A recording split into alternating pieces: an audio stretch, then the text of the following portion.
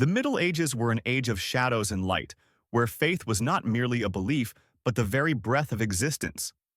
In this world of stone castles and burning candles, of knights and peasants, one question loomed over every throne, every battlefield, and every village church. Who truly ruled? The king, crowned with gold, or the God enthroned in heaven? To the medieval mind, the answer was both obvious and terrifying. God was not distant. He was everywhere, in the rustle of leaves, in the swing of a sword, in the rise of a king and the fall of an empire. Yet still, men fought endlessly to claim his crown for themselves. Picture a cold dawn in the year 800, when Pope Leo III placed a crown upon the head of Charlemagne, declaring him Emperor of the Romans. In that moment, the crowd gasped, for they believed it was not merely the Pope, but God himself, who had chosen this man to lead Christendom. The king knelt, but in truth he rose as something more than a man. He was God's chosen warrior, a ruler whose power could not be questioned, or so it seemed. For behind the glitter of holy oils and solemn prayers, there was always a struggle. Did kings rule by divine command? Or did priests wield the power of heaven to bind the throne? Across Europe, this invisible contest played out in grand halls and muddy fields alike. Kings led armies with banners of the cross, yet their crowns could crumble if a pope whispered a curse. In villages, peasants bent their backs in toil, offering tithes not only to their lords but to the church, believing that a neglected prayer might bring God's wrath upon their harvest. To the medieval peasant, famine, plague, and war were not accidents of nature or politics. They were divine judgments, delivered by the unseen hand of God. But the kings, ever ambitious, were not content to bow quietly before this invisible monarch. They claimed their own divine authority, the doctrine of Rex Dei Gratia, the king by the grace of God. To challenge their crown, they declared, was to challenge heaven itself. And yet those same kings trembled when the Pope threatened excommunication, for one curse from Rome could strip a monarch of his people's loyalty and shatter his armies. This tension, the duel between heaven's authority and earthly ambition, was the heartbeat of the Middle Ages. Every coronation was a sermon. Every war was a holy cause. Every judgment of guilt or innocence was left in God's hands. It was an age when politics wore the robes of faith, and faith carried the sword of kingship. Imagine standing in a medieval cathedral, the air thick with incense, the light of stained glass falling upon stone like colored fire. The priest's voice thunders, declaring that God alone governs the fate of nations. Outside, in the muddy streets, peasants whisper of omens and saints, fearful that the smallest sin might draw God's punishment. Above them all, the king in his gilded hall wonders if his power is truly his, or merely borrowed from the throne of heaven. This was not merely belief, it was survival. In times when life expectancy was short, when disease and famine lurked at every corner, and when armies could burn a village in a single night, faith was the one constant. God was king not only in the churches and monasteries, but in every decision, every fear, every hope. Monarchs might hold scepters, but it was God's invisible hand that seemed to guide the world. So we return to the eternal question, whispered through centuries of prayer and thundered from pulpits and thrones alike. Was God the ultimate ruler of the Middle Ages? Or were men simply using his name to seize power for themselves? The answer, as we shall see, lies in a tale of crowns, crosses, and the fragile line between heaven and earth. In the medieval imagination, the crown was not just a symbol of earthly authority. It was a relic of heaven itself. When a king was crowned, he was not merely adorned with jewels and gold. He was anointed with sacred oil, his body touched by a ritual that linked him directly to God. This moment was unlike any other in the life of a ruler, for in it, the king was transformed from man to monarch, from warrior to shepherd of souls. His throne, his commands, his very breath were believed to flow from divine will. To doubt him was to doubt the order of creation itself. Take, for instance, the coronation of French kings at Reims. For centuries, monarchs of France were anointed with the holy ampulla, a vial of sacred oil believed to have descended from heaven itself during the baptism of Clovis, the first Christian king of the Franks. When the Archbishop of Reims touched that oil to the new king's forehead, the people shuddered in awe. This was no ordinary ruler. He was chosen, sanctified, and elevated above all men by the direct grace of God. In England, too, the ritual carried the same weight. The Ordo Coronationis, the Book of Coronation Rites, described the ceremony as a sacred marriage between king and God, a covenant that bound both heaven and kingdom together.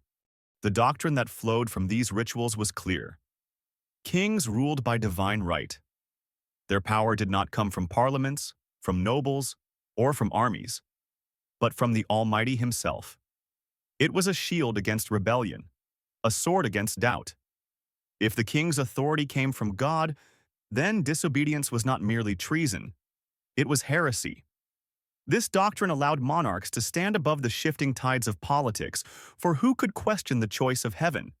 Yet divine right was not simply propaganda. It was woven into the very fabric of medieval life. In villages, peasants prayed for their king as though he were a priestly figure, entrusted with the care of their souls as much as their safety. Kings were expected to defend the church, uphold justice, and lead their people not only to prosperity but to salvation. A ruler who failed in these duties was more than a poor king. He was a sinner, risking damnation for both himself and his realm. Still, the concept of divine right was a fragile armor, for it depended on belief. If the people, or worse, the church, questioned whether God truly favored a king, the throne could crumble. History is filled with monarchs who lost everything because the sacred aura of divine right slipped away. When England's King Richard II was deposed in 1399, his enemies justified their rebellion by claiming he had failed to rule in God's name. His crown, once believed to shine with heavenly approval, became an empty ornament. But when divine right was unchallenged, it was a weapon stronger than any sword. Consider the words of King James VI of Scotland, later James I of England, who proclaimed, "Kings are called gods by the prophetical King David, because they sit upon God's throne in the earth." Though James ruled after the Middle Ages, his declaration echoed centuries of belief that had defined the medieval world. The king was not merely a man. He was the living emblem of God's justice, chosen to wield power until death or divine judgment called him away. In this world, kings stood both exalted and burdened. They claimed God's authority, but they also feared his wrath. Every decision, from the declaration of war to the granting of land, carried eternal weight. To fail as a king was to risk not only political ruin but the damnation of one's soul. And so, monarchs clung fiercely to the doctrine of divine right, for it was both their greatest shield and their heaviest chain. Thus, as we look upon the coronation halls of medieval Europe, filled with incense, chant, and trembling devotion, we see the truth of the age. Kings reigned not simply by steel or by coin, but by faith. Their crowns glittered with gems, but beneath the gold lay something greater, the belief that God Himself had set them above all others. And so long as that belief endured, kings could claim to be not just rulers, but God's chosen lieutenants upon the earth. If the Middle Ages were a drama, its most gripping act was the struggle between two titans, the Pope and the King. Both claimed to stand as God's representative on earth. Both demanded loyalty, and both wielded power that could make or unmake nations. The crown glittered with earthly might, but the papal tiara gleamed with the promise of heaven. And in this contest, neither side was willing to bow. One of the most famous confrontations came in the winter of 1077, high in the snows of Canossa. Emperor Henry IV of the Holy Roman Empire had defied Pope Gregory VII in the investiture controversy, appointing bishops without papal approval. The Pope thundered back with the weapon no king could ignore: excommunication. Overnight, Henry was cast outside the church, stripped of legitimacy, and abandoned by many of his nobles. For a medieval monarch, this was worse than defeat in battle. It was spiritual annihilation. And so, in desperation, the emperor crossed the Alps in the dead of winter, clad not in royal finery but in a hair shirt, barefoot in the snow. For 3 days he stood outside the gates of Canossa Castle, begging forgiveness, while the Pope, savoring his victory, made him wait. When absolution was finally granted, it was not simply reconciliation, it was a public humiliation. The message was clear. Even the most powerful emperor knelt before the throne of God, which the Pope alone claimed to guard. Yet kings did not yield so easily. Across Europe, monarchs found ways to challenge papal authority, sometimes with steel, sometimes with cunning. In England, King John famously clashed with Pope Innocent III over the appointment of the Archbishop of Canterbury. When John resisted, the Pope placed England under interdict. The churches closed, the bells silenced, the sacraments denied. Imagine the terror of a people told that their dead could not be buried in consecrated ground, that their children could not be baptized, that heaven itself was barred to them. Rebellion brewed, and John, isolated, was forced to submit. He even declared England a papal fief, paying homage to the Pope as his feudal overlord. For a time, the crown of England was quite literally held by Rome, but the balance of power swung like a pendulum. In France, King Philip IV the Fair turned the tables when Pope Boniface VIII dared to declare that the papacy stood above all kings. Philip struck back with brutal force, sending troops to arrest the Pope at Anagni. Though Boniface survived the assault, the blow was fatal to papal prestige. Within a generation, the papacy had been dragged from Rome to Avignon, placed under the shadow of French power. The so-called Babylonian captivity of the papacy revealed that even heaven's vicar could be bent by the ambitions of kings. This duel between popes and crowns was not a side story of the Middle Ages. It was the very heartbeat of European politics. Every excommunication, every interdict, every coronation was a move in a grand chess match, with God invoked as the ultimate referee. For ordinary people, the struggle was both terrifying and awe-inspiring. When kings defied the Pope, subjects wondered whether war or divine punishment would soon follow. When popes condemned kings, villages braced for famine, for rebellion, for the breaking of order. The clash between throne and altar was never abstract. It was lived in the prayers, fears, and loyalties of millions. And yet, beneath the public battles lay a truth both sides knew well. Neither could truly survive without the other. Kings needed the sacred aura the church provided, while popes needed the armies and wealth of monarchs to defend Christendom. It was a marriage of convenience, marred by betrayal, sanctified by ritual, and fought with weapons both spiritual and earthly. By the close of the Middle Ages, the scars of this rivalry were carved deep into the political landscape of Europe. Some kings had risen stronger, their crowns gleaming with the aura of divine right. Some popes had fallen, their authority weakened, their supremacy challenged. But the struggle itself defined the age, proving one haunting truth. In the Middle Ages, power did not rest solely in crowns or tiaras, but in the endless contest between them, each claiming to wield the will of God. To speak of the medieval church is to speak of an empire without borders. It had no single castle, yet its presence towered over all of Europe. Its fortresses were cathedrals, its armies were monks and bishops, its coin was the tithe, and its laws reached into every corner of life. If kings ruled lands, the church ruled souls, and in the Middle Ages that often mattered more. Consider its wealth. Each year, peasants gave a tenth of their harvest, a tithe demanded not as a tax of state, but as a duty to God. A loaf of bread, a jug of wine, a sack of grain, all passed into the hands of priests and abbots.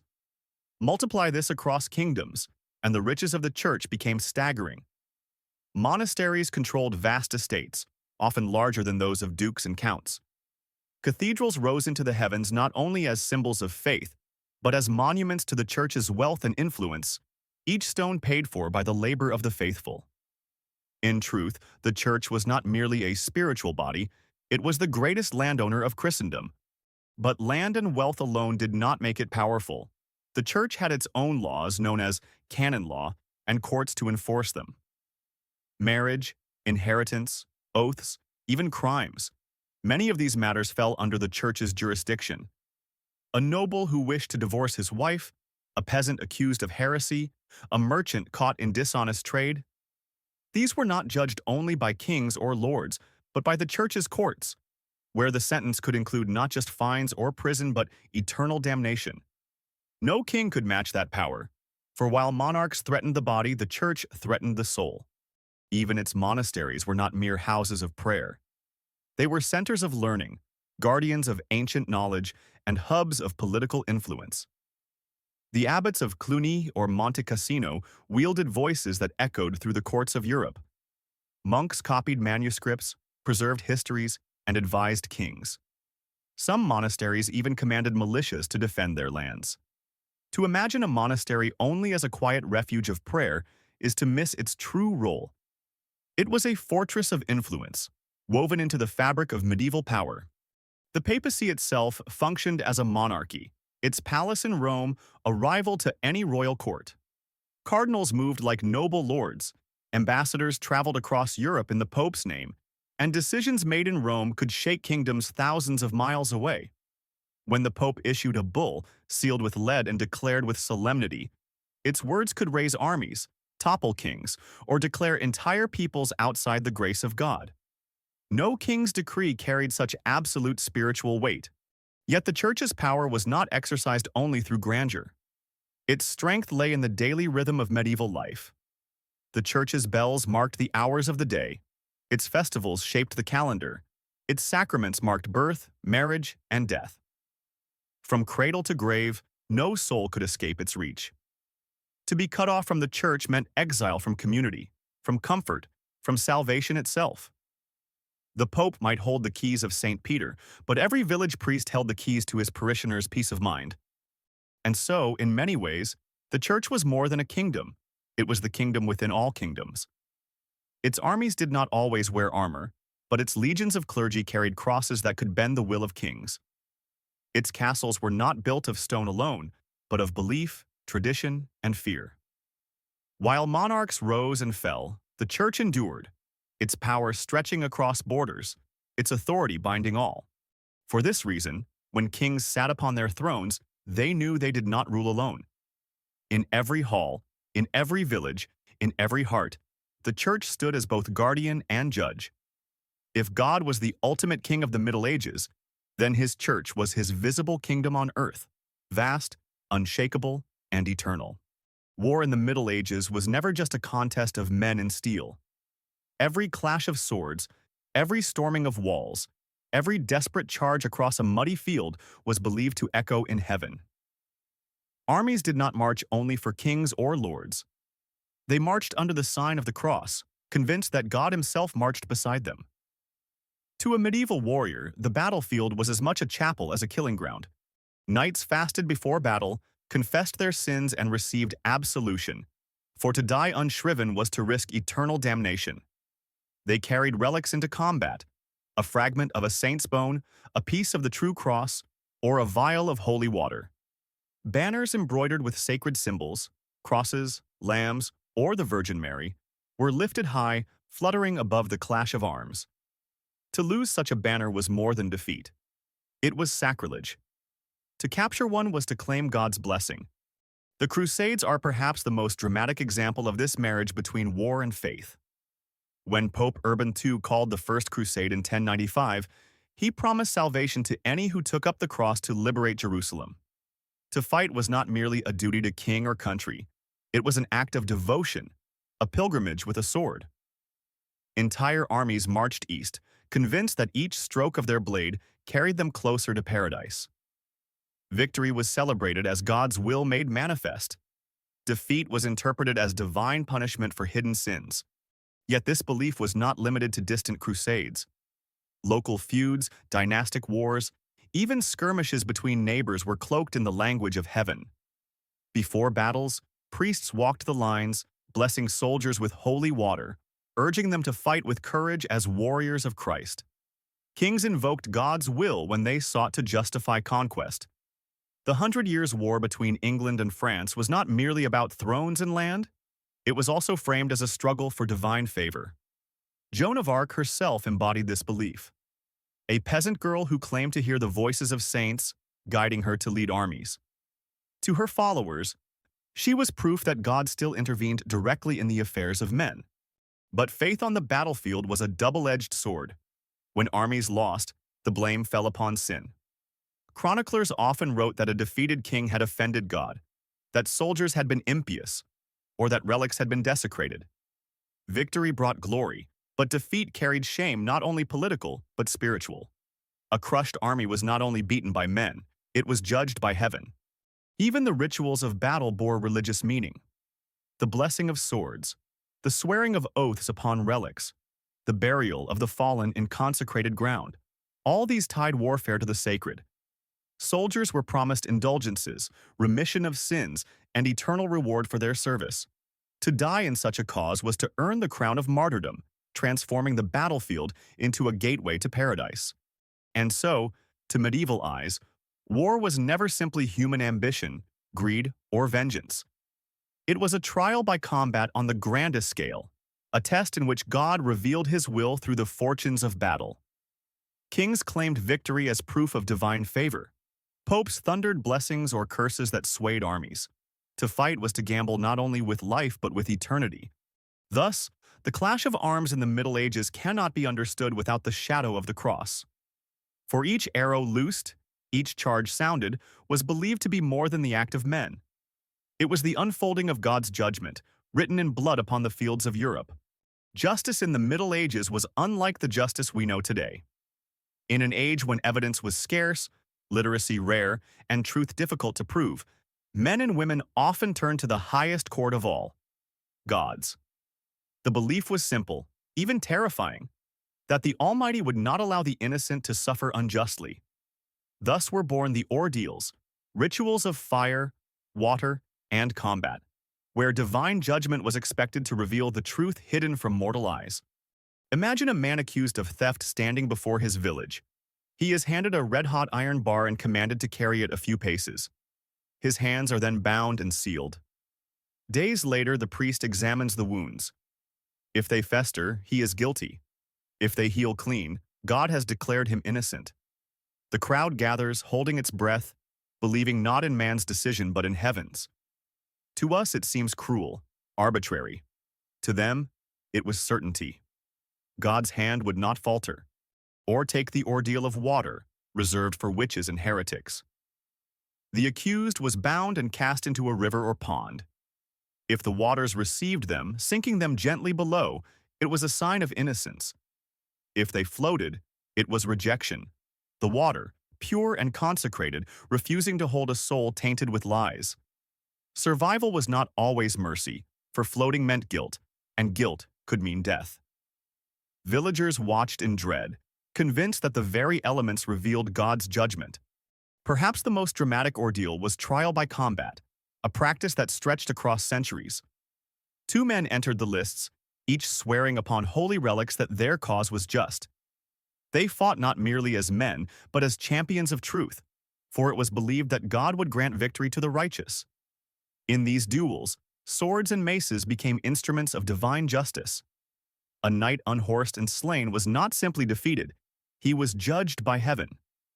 Even kings sometimes appealed to combat to settle disputes, wagering their crowns upon the outcome of single combat. For what earthly court could overrule the decision of God's own battlefield? These ordeals were not spectacles of brutality alone.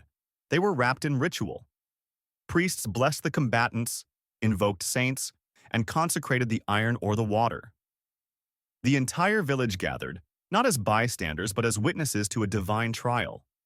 When judgment fell, it was accepted without question. A man who survived unscathed was celebrated, his name cleared by God himself. A man who perished bore the weight of guilt into eternity. Yet behind these ordeals lay fear and desperation. In truth, many accused were innocent, many guilty escaped. But to a medieval mind, justice was inseparable from faith. To reject the ordeal was to reject God's presence in the world. And so, generation after generation submitted, hands burned, bodies drowned, swords drawn, all in the belief that heaven's justice would prevail where human judgment failed. As centuries passed, doubts crept in. Some clergy grew uneasy, questioning whether such ordeals truly reflected divine will. By the 13th century, the Church itself began to distance from these practices, favoring inquiry and law over fire and water. Yet the memory of such trials lingered, etched into the imagination of a world where God was seen as the final judge in every quarrel. For the medieval man or woman, justice was not blind. It was all-seeing, carried out under the watchful eye of heaven. Whether by fire's burn, water's embrace, or steel's bite, truth was revealed not by evidence or argument, but by the mysterious will of God. To live in that world was to live under constant reminder. Innocence and guilt alike lay in hands not human but divine. If kings and popes wrestled over crowns and swords, the peasants of medieval Europe lived in a world where God was as near as the rising sun and as constant as the tolling bell.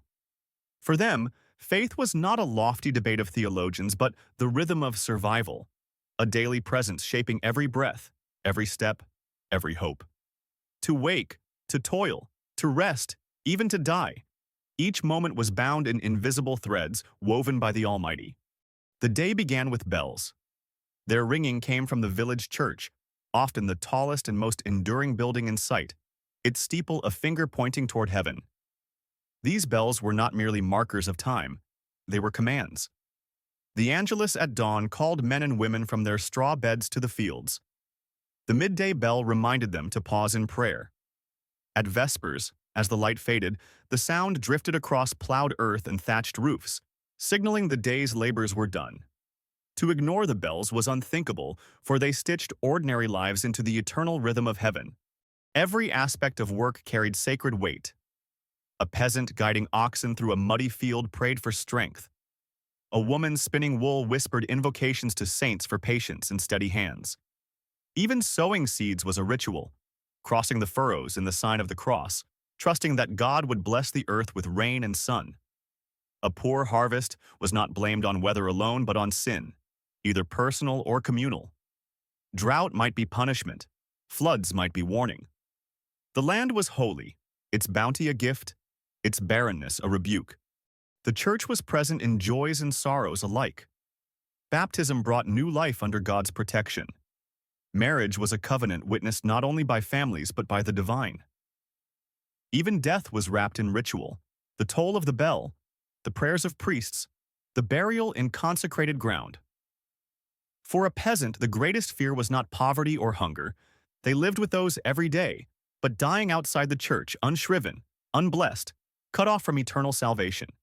Saints were companions in this hard life. Each village had its patron saint, believed to protect crops, heal sickness, or defend against storms. Icons and relics were treasured, kissed, and carried in processions. A sudden illness in a child might prompt a mother to light a candle before St. Nicholas. A broken leg might inspire prayers to St. Roche.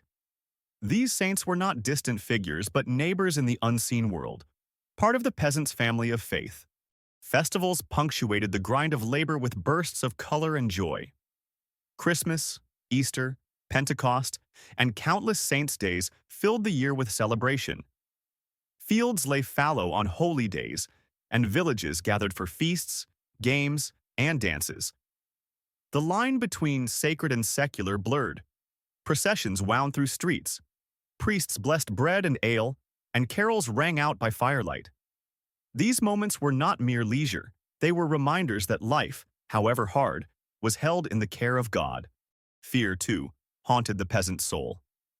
Demons lurked in shadows. Witches whispered in forests, and the devil himself prowled for victims. Priests warned of hell with fiery sermons, painting visions of torment that clung to memory like smoke. The struggle for survival was not only against hunger and cold, but against sin and damnation. Each confession, each penance, each prayer was a shield against an enemy both invisible and eternal. Yet despite fear, faith also gave meaning and comfort. In a world where disease could sweep away a family overnight, where famine might darken entire regions, where lords could demand taxes or service without mercy, belief in God's order was a balm. Suffering was not random. It was part of a divine plan.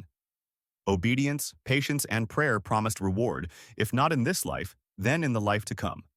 Thus, the life of a peasant was lived in constant dialogue with heaven. Their fields were altars, their work prayers, their homes shrines of hope and fear. Kings and knights may have fought for glory, popes may have thundered decrees, but for the vast majority of medieval people, God was not a distant ruler debated in courts. He was the unseen neighbor who dwelled in every moment of their hard and humble lives. When the earth shook, when the skies darkened, when famine or pestilence swept across the land, medieval people rarely spoke of chance or nature. To them, such horrors were not random. They were messages from heaven, the lash of divine wrath striking a sinful world. In the Middle Ages, disaster was never merely physical. It was spiritual, a punishment, a warning, a call to repentance. The most dreadful of these calamities was the Black Death. In 1347, it arrived on the shores of Europe, a plague that moved with terrifying speed, filling streets with corpses, villages with silence, and cities with the stench of death. No science could explain it. No physician could cure it. The people turned to the only explanation they knew: God's anger. Priests thundered that mankind's sins had summoned this punishment, that pride, greed, and lust had brought forth this scourge. Men and women fell to their knees, confessing in desperation, begging heaven for mercy. Yet not all sought forgiveness with quiet prayer. Across the continent, bands of flagellants marched through towns and villages, barebacked and bleeding, whipping themselves until the ground ran red. They believed that if they suffered as Christ suffered, if they shed their blood in penance, God might lift his hand. Crowds gathered in awe and fear as these penitents wailed hymns and scourged their flesh, a living reminder that every soul was guilty before the throne of heaven.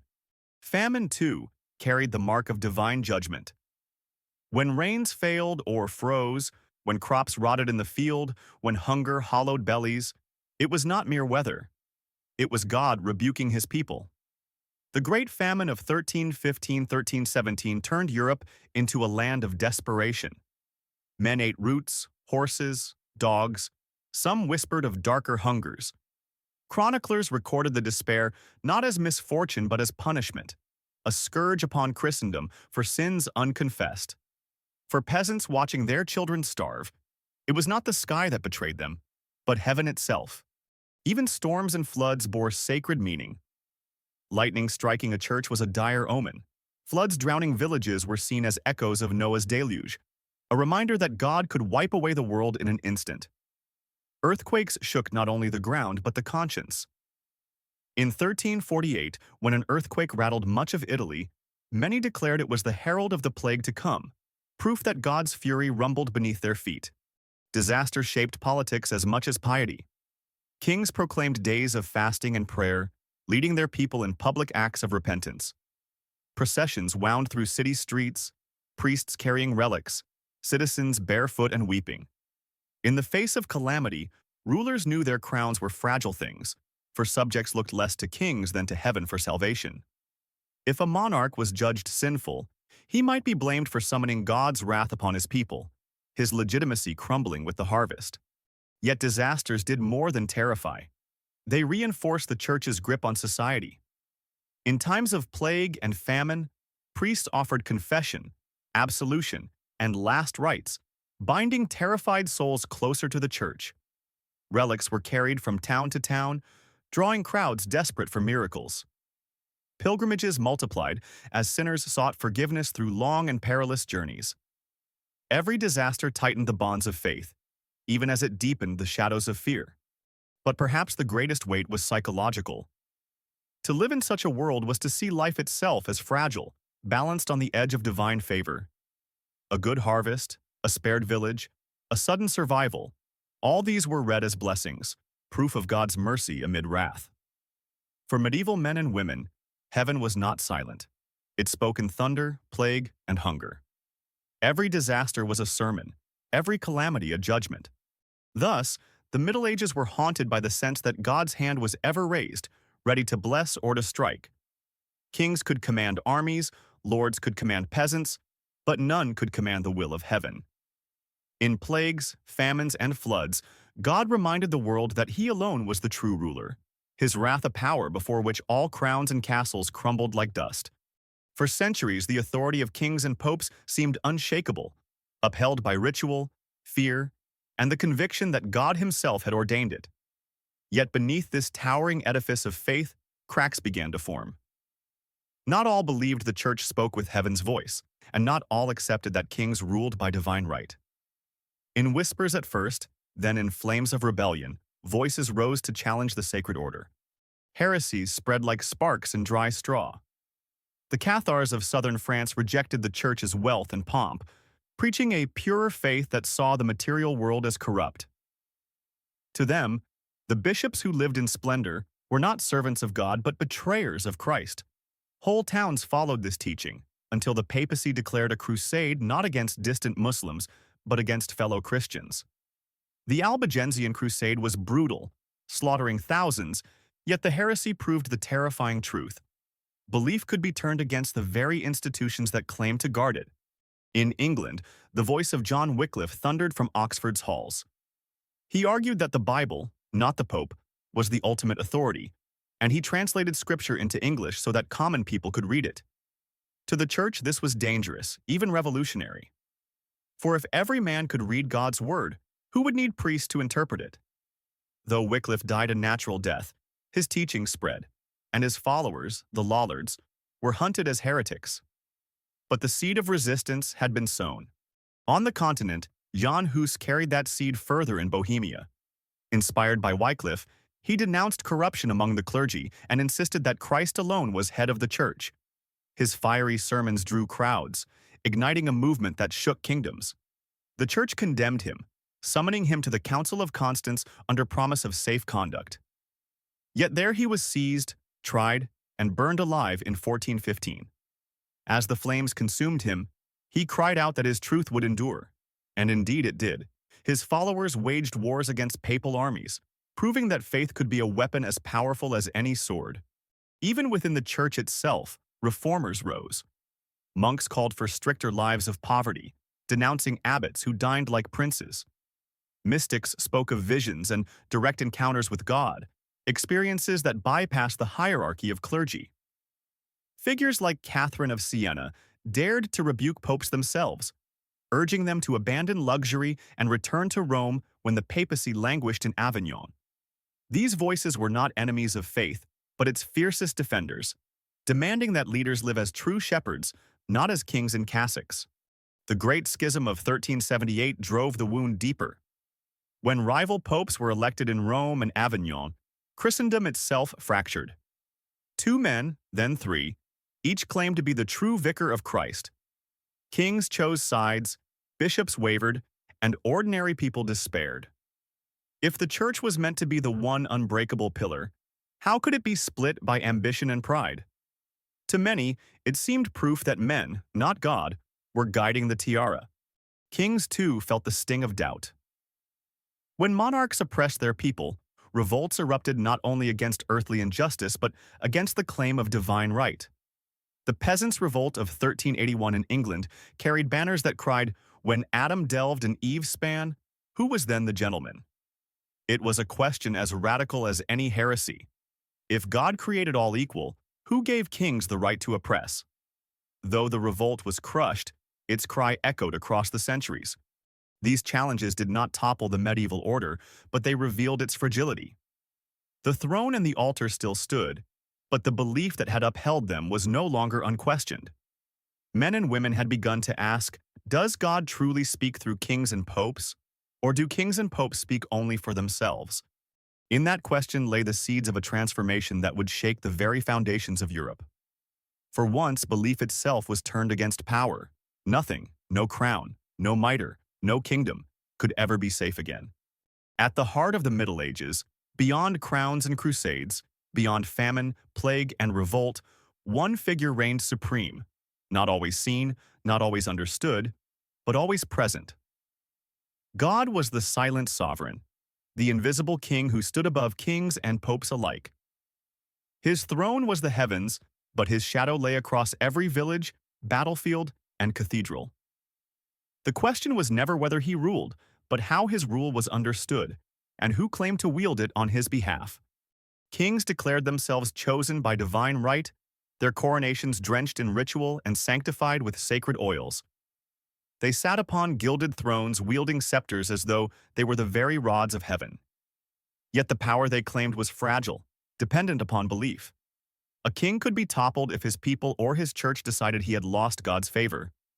His crown glittered, but it was made of mortal gold. God's crown, unseen, could not be taken away. The popes, too, called themselves the vicars of Christ, the bearers of the keys to heaven. With a word, they could excommunicate kings, close churches, or summon armies. Their decrees echoed across Europe, binding souls as tightly as chains bind flesh. And yet popes were men, ambitious, fallible, sometimes corrupt.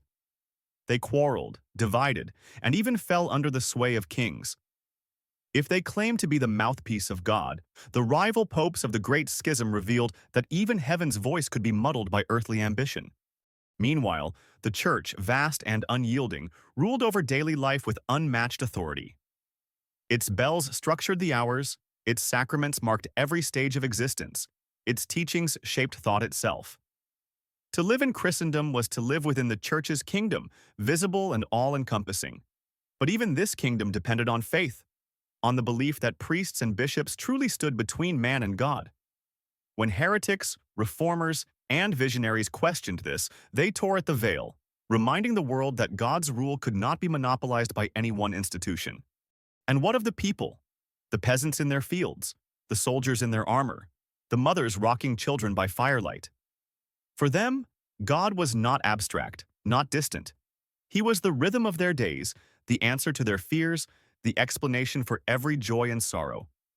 They saw him in the rising of the sun, in the ringing of bells, in the survival of a harvest or the death of a loved one.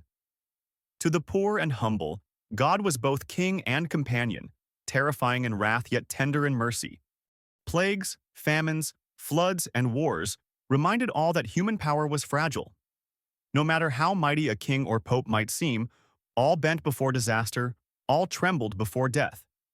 In those moments, when processions filled the streets, when penitents scourged themselves bloody, when priests lifted relics in desperate hope, it was clear that no crown of gold and no tiara of jewels could shield against the will of heaven. Only God's hand could strike or spare. And so, when we ask, was God the ultimate king of the Middle Ages? The answer is as complex as the age itself. Kings ruled lands, popes ruled souls, but both depended upon the belief that God reigned above them. He was the unseen sovereign, invoked to justify power, to bless wars, to sanctify law. Yet he was also more than that, a presence no man could control, whose will was feared in thunder, plague, and miracle alike.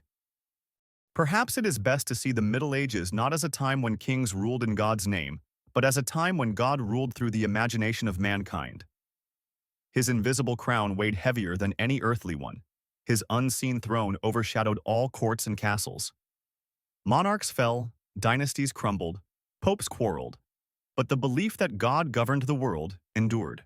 Thus, the Middle Ages belonged to him, the eternal ruler, the sovereign no sword could strike, no rebellion could depose, no death could dethrone. For while men wore crowns of iron and gold, God alone wore the crown of eternity, the true king of the Middle Ages.